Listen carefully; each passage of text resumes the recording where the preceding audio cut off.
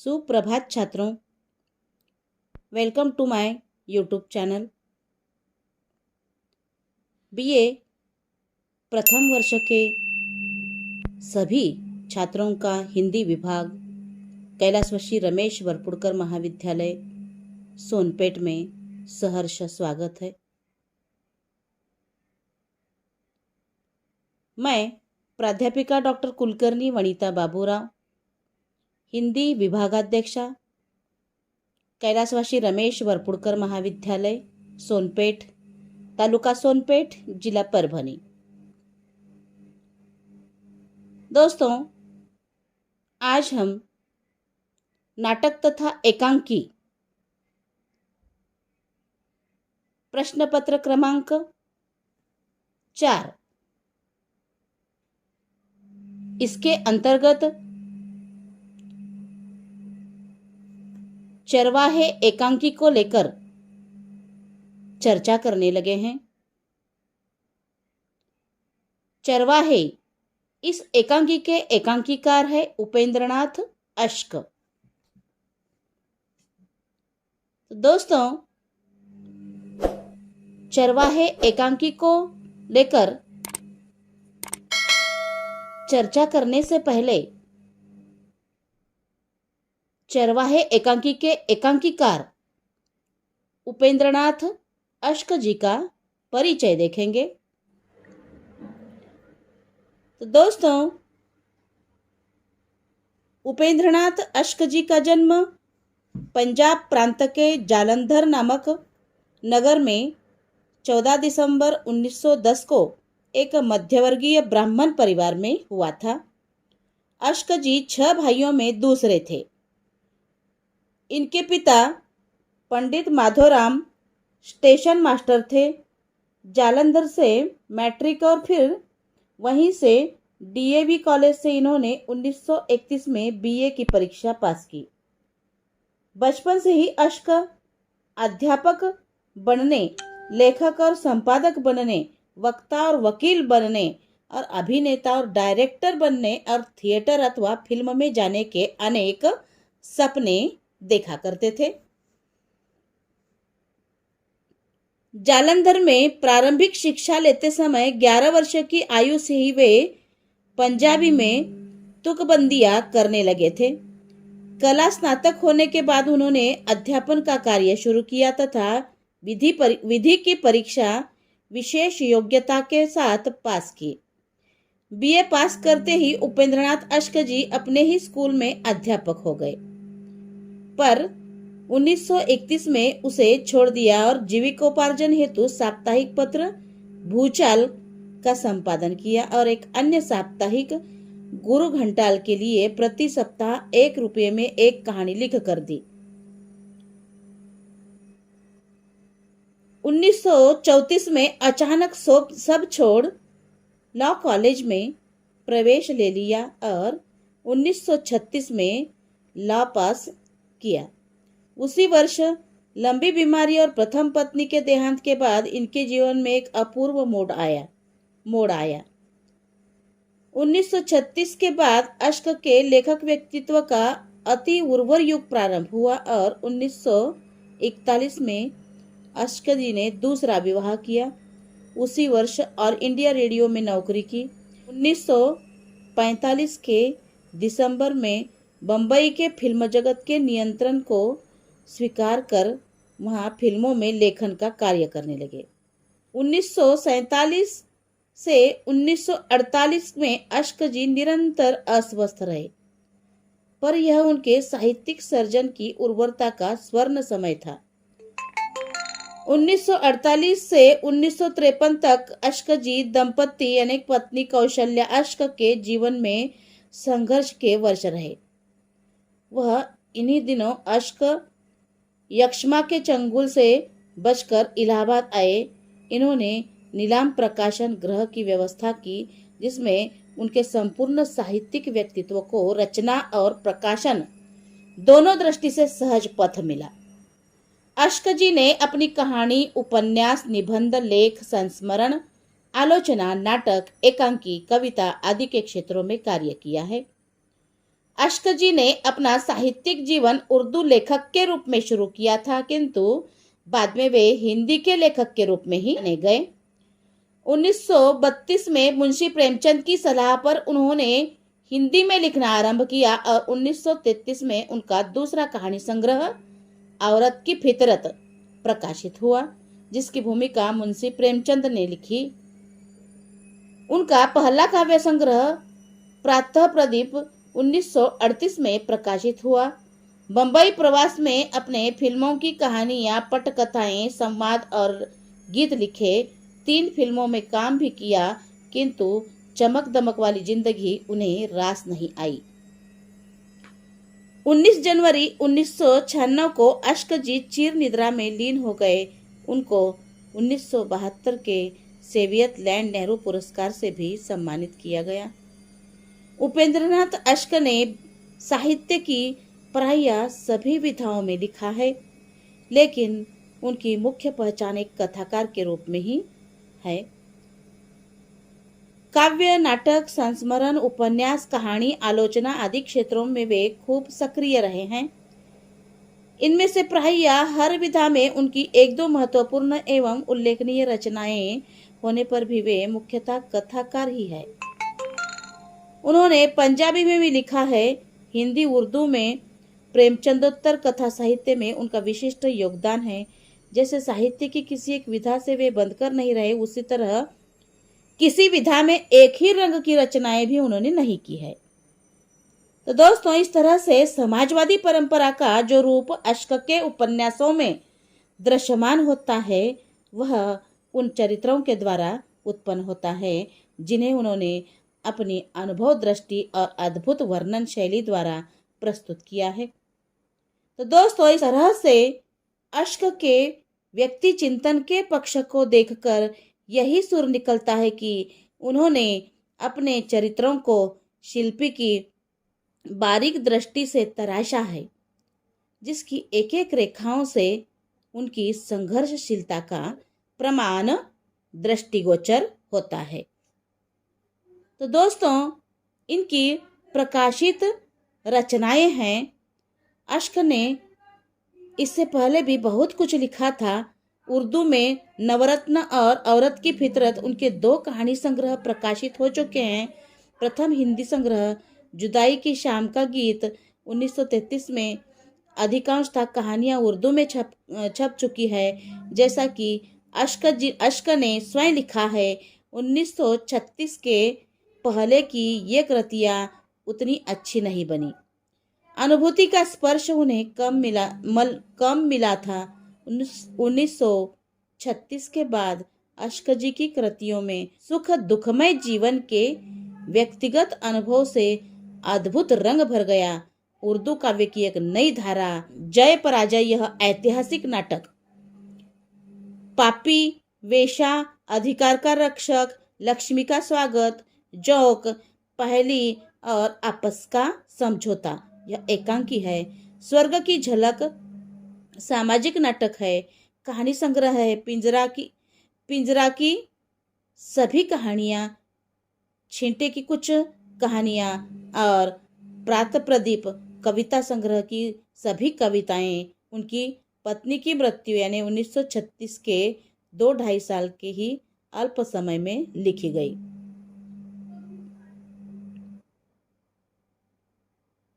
तो दोस्तों, इस तरह से जय पराजय, स्वर्ग की झलक, छठा बैठा, कैद, उड़ान, भंवर, आदि मार्ग, पैंतरे, अलग अलग रास्ते, अंजो दीदी और आदर्श और यथार्थ आदि इनके नाटक हैं।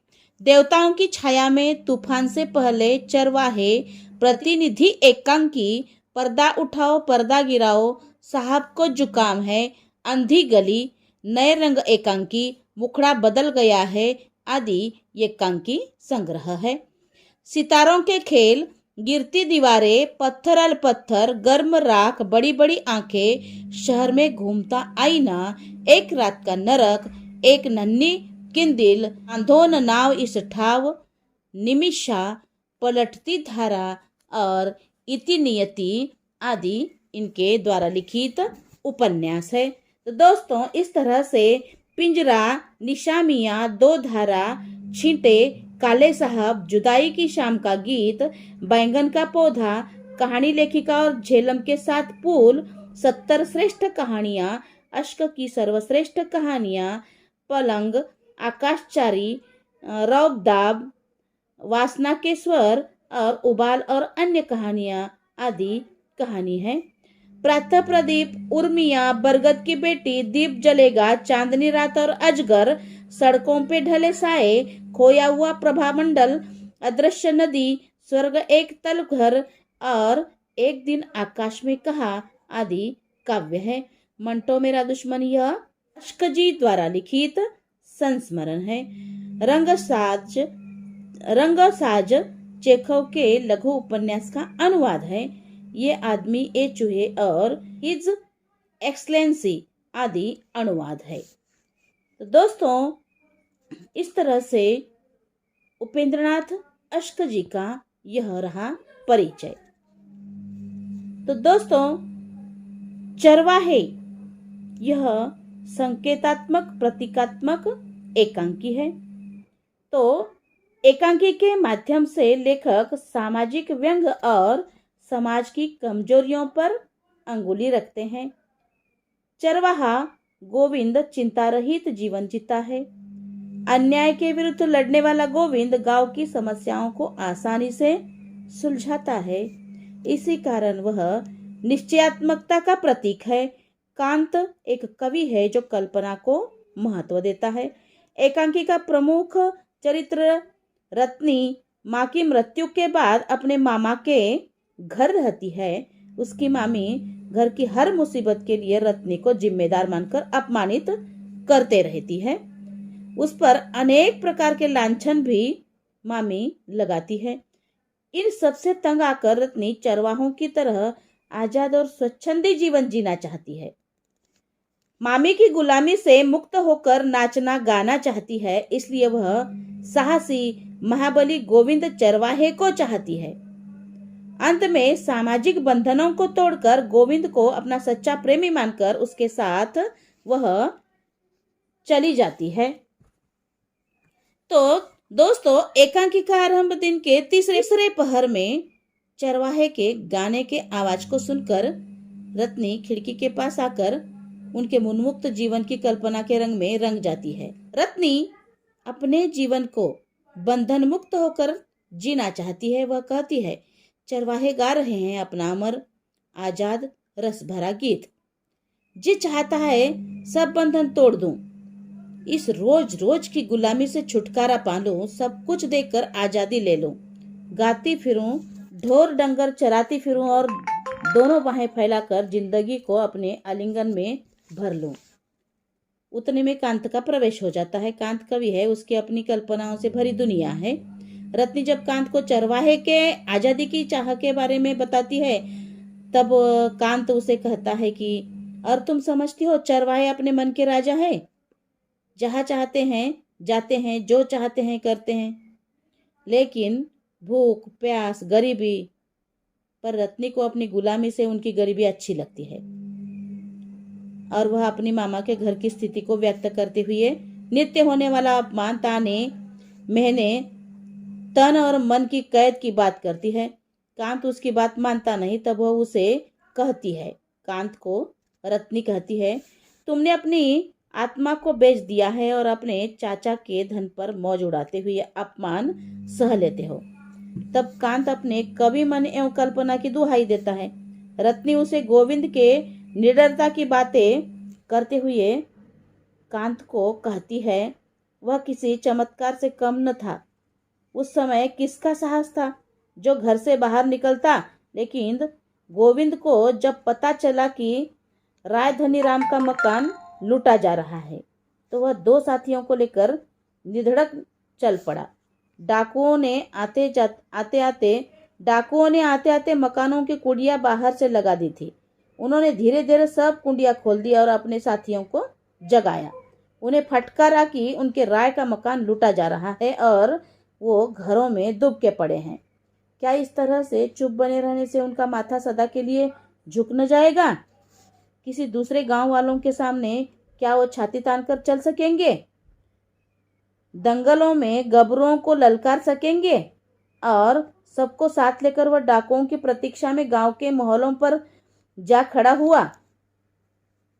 जब रत्नी कांत को गोविंद के शौर्य के बारे में बताती है, तब कांत अपनी कायरता को छुपाने के लिए कहता है कि मैं देर रात तक पढ़ता रहा था, इसलिए सो गया था।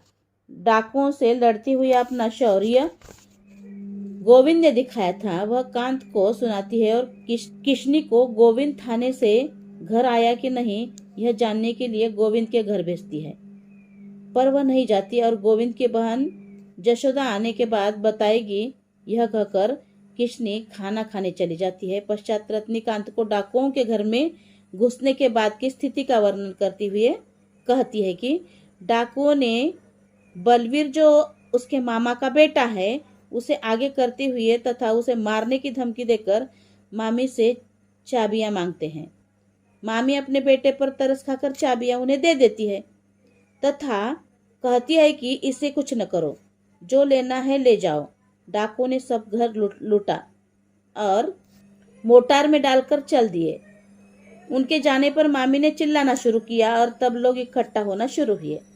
कांत रत्नी की गोविंद के प्रति की भावनाओं को समझता है और उसे कहता है, पंछी को पर लगे हैं, वह बहुत देर तक घोंसले में न रहेगा। उसका संकेत गोविंद की तरफ था। कांत रत्नी से पूछता है, क्या तुम्हें डाकुओं से डर नहीं लगा? अगर वो तुम्हें उठा कर ले जाते तो? वहां पर जसोदा का प्रवेश होता है और वह कहती है कि डाकू तो तुम्हें ही उठाने आए थे। सभी गांव में यही चर्चा हो रही है और गोविंद भी यही कह रहा था। पकड़े गए डाकुओं में से किसी ने अपनी पूरी योजना पुलिस के सामने कबूल कर दी है।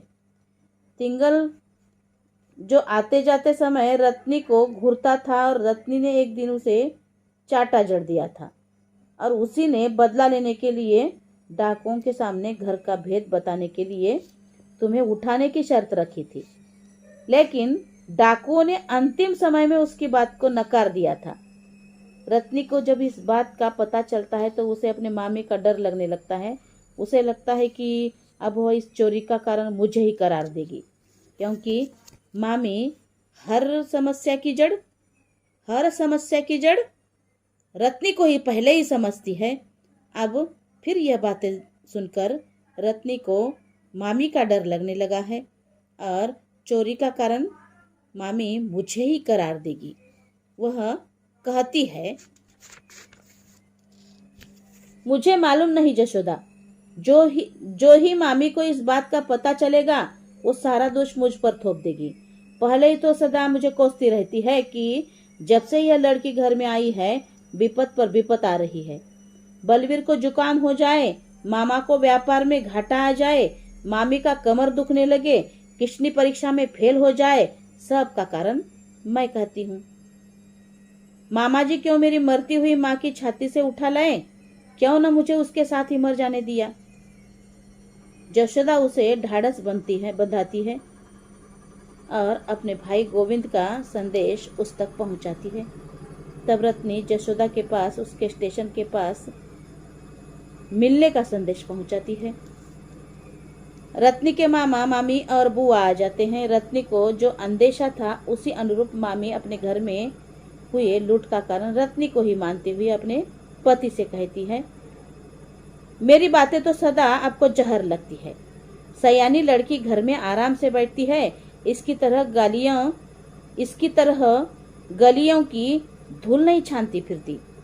मेरा माथा तो उसी दिन से ठनका था।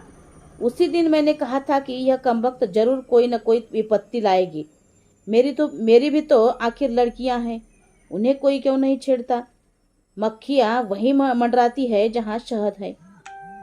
रत्नी के मामा उसे समझाते हुए कहते हैं, तुम क्यों फजूल ही उसे कोस रही हो?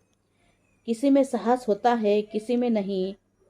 कोई किसी दुष्ट की दो बातें सुनकर चुप रह जाती है, कोई चुप नहीं रह सकती। पति के समझाने पर भी वह चुप नहीं होती।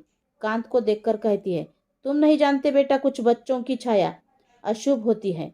कई बच्चे आते हैं सुख और संपन्नता साथ लाते हैं, कई आते हैं रोग और विपत लाते हैं।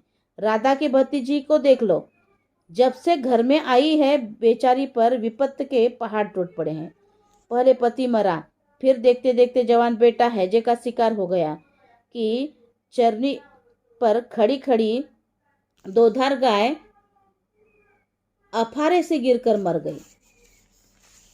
वह तो भगवान की दया से जल्दी ही राधा को छुटकारा मिल गया, नहीं तो जाने और कौन सी विपत्तियां टूटती उसके घर पर। अर्थात मामी जन्म से ही अपशकुन अशुभ मानती थी। एकांकिकार ने समाज में फैली ऐसी अंधविश्वासी मानसिकता को, तो दोस्तों इस तरह से एकांकिकार ने समाज में फैली ऐसी अंधविश्वासी मानसिकता को व्यक्त करते हुए उस पर व्यंग किया है। बुआ रत्नी के विवाह के लिए लड़का देखने की बात करती है, साथ ही राजा के पिता से बात करने की मामा को सलाह भी देती है। तब वह कहते कि लड़का नए विचारों का है और हमसे बात छेड़ने पर वह अगर ना कहे तो गांव का मामला है और संबंध बिगाड़ना वह नहीं चाहते। राजा के मन में भी रत्नी के प्रति चाहत है। उतने में वृंदावन वहां पहुंचता है और ट्रेन में गोविंद के साथ रत्नी को देखने की बात करता है और पूछता है कि रत्नी गोविंद के साथ कहाँ गई है। उसे देखने के बाद रत्नी चौंक कर पीछे हट गई थी। फिर रत्नी की मामी अपना राग आलापना शुरू कर देती है। राजा को रत्नी से इस कृत्य पर क्रोध आता है और वह कहता है कि उस फटेहाल चरवाहे गोविंद के साथ भाग गई और वह रत्नी को ढूंढने के लिए जल्दी से निकलते हुए कहता है, मैंने लड़कपन में बहुतेरे ढोर चराए हैं और मैं जानता हूं जब मेरी गाय को कोई दूसरा हाँक ले जाए तो मुझे क्या करना चाहिए। और एकांकी का समापन यही होता है। इस तरह से दोस्तों प्रस्तुत एकांकी में बचपन से ही माँ बाप के स्नेह से वंचित रत्नी अपने मामा के घर मामी के अंधविश्वासों का शिकार होती है और वह उस कैद भरी एवं अपमान भरी जिंदगी से आजाद होना चाहती है। साथ ही गोविंद के पराक्रम एवं शौर्य से वह प्रभावित थी और गोविंद भी उसे चाहता था और अपने मामा के घर की अंधविश्वासों से भरी हुई गुलामी की बेड़ियों को तोड़ने के लिए एवं आजाद तथा स्वच्छंद जीवन जीने के लिए गोविंद के साथ घर से भाग जाती है। तो दोस्तों इस तरह से रत्नी की मामी घर की हर मुसीबत के लिए रत्नी को जिम्मेदार मानकर अपमानित करती है, उस पर अनेक प्रकार के लांछन लगाती है। इन सब से तंग आकर रत्नी चरवाहों की तरह आजाद और स्वच्छंदी जीवन जीना चाहती है। मामी की गुलामी से मुक्त होकर नाचना गाना चाहती है। इसलिए वह साहसी महाबली गोविंद चरवाहे को चाहती है। अंत में इस तरह से मामी से तंग आकर सामाजिक बंधनों को तोड़कर गोविंद को अपना सच्चा प्रेमी मानकर उसके साथ वह रत्नी चली जाती है और एकांकी इस तरह से यहाँ पर एकांकी समाप्त होती है। धन्यवाद।